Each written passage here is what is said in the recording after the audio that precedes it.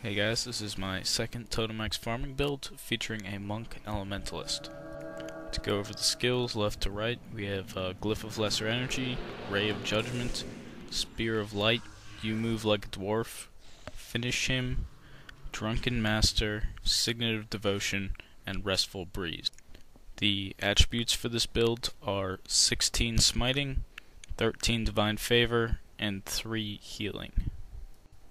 So the main purpose of this build is to kill root behemoths in order to get totem axes. The way you do this is by using Ray of Judgment to Spear of Light, and then once Spear of Light hits, you want to hit with You Move Like a Dwarf and finish him. What this will do is Ray of Judgment will hit a couple times, and then Spear of Light will hit while the behemoths are attacking you, and then You Move Like a Dwarf will deal some damage, and then finish him should be able to do enough damage such that the next hit of Ray of Judgment will kill the behemoth. Since the recharge of the spike is 22 seconds, the recharge of Ray of Judgment combined with the cast time of Ray of Judgment, Glyph of Lesser Energy is used so that every other spike you will be able to reduce your energy costs by 10, which should give you enough energy to continuously spike whenever your skills are recharged. The last 3 skills on your bar, Drunken Master, Signet of Devotion, and Restful Breeze, are essential for running from place to place. Drunken Master is used because it is one of the only maintainable increased movement speed skills that is a stance and does not require an enchantment or high attribute investments. The reason you don't want to use an enchantment based or an enchantment increased movement speed is that they will be able to be removed by the Bog Scales and Wind Riders, which use Shatter Enchantment and Strip Enchantment.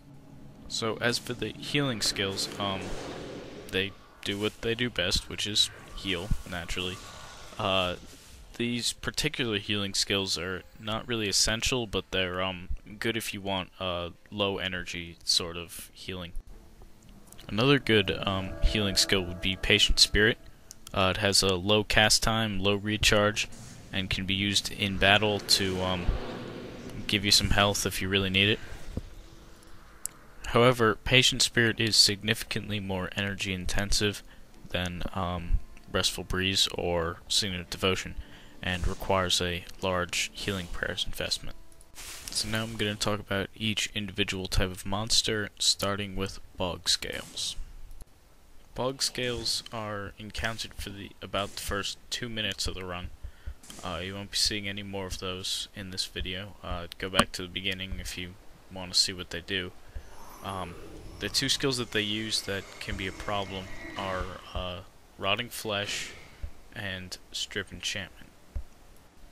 Rotting Flesh shouldn't give you too much problems, just cause disease for a short period of time, a little degeneration, get out of battle, and out heal it. Strip Enchantment just means that you shouldn't use enchantments while aggroing Bog Scales. The next creature I'm going to talk about is Root Behemoths themselves. They are the main target for this run. You want to be killing them and not really be killing anything else. They don't use any particular skills that will cause a hindrance to you, but they do use a longbow range attack that can deal quite a lot of damage if you let it happen for a prolonged period of time. If you get to within melee range of one of them, they can use a Wild Blow, which will remove Drunken Master, which is not a good thing. So kill them quickly so that they don't pose any threat unless they are coupled with many other enemies. The next monster I'm going to talk about is Life Pods. Life Pods are little monk monsters which use Heal Other and Orison of Healing. They have almost no offensive capacity. They can auto attack for like a very small amount.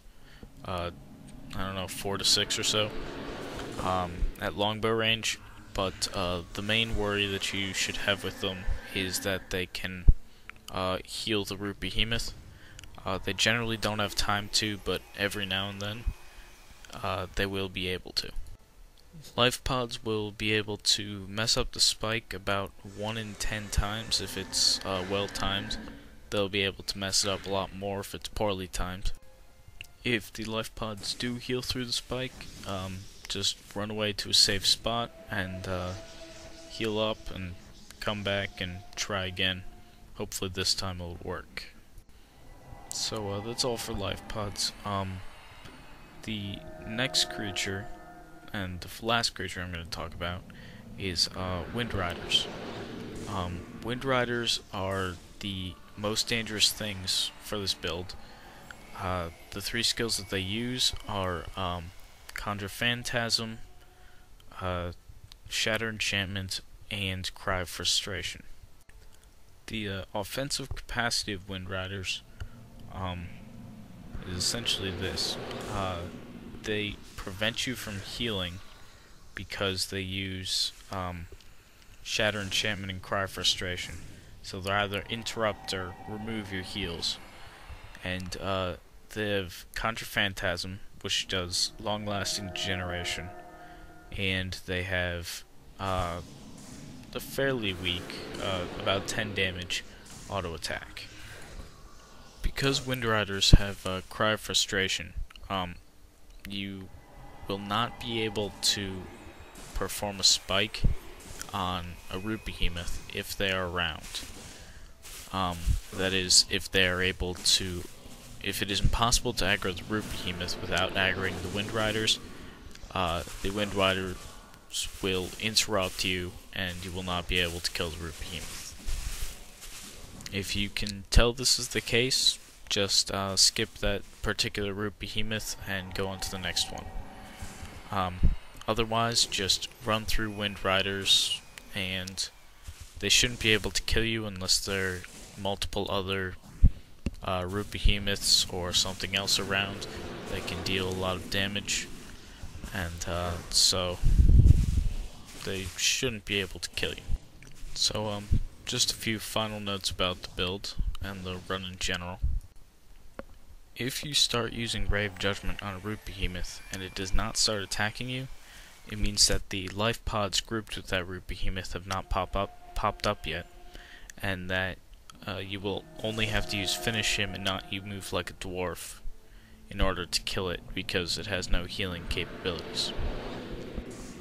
Another thing is that sometimes there is a Wind Rider boss that will spawn that's an elementalist, and it uses ice spikes. Just use You Move Like a Dwarf to interrupt ice spikes, and it should be possible to run through it. My monk, while doing this, has rank 10 Norn, and I'm not completely sure that it's possible with a lower rank. You're gonna have to figure it out that for yourself. See my video of the any writ in case you don't have high enough Norn ranks or you don't want to do it with the monk. So that's about it. Thanks for watching.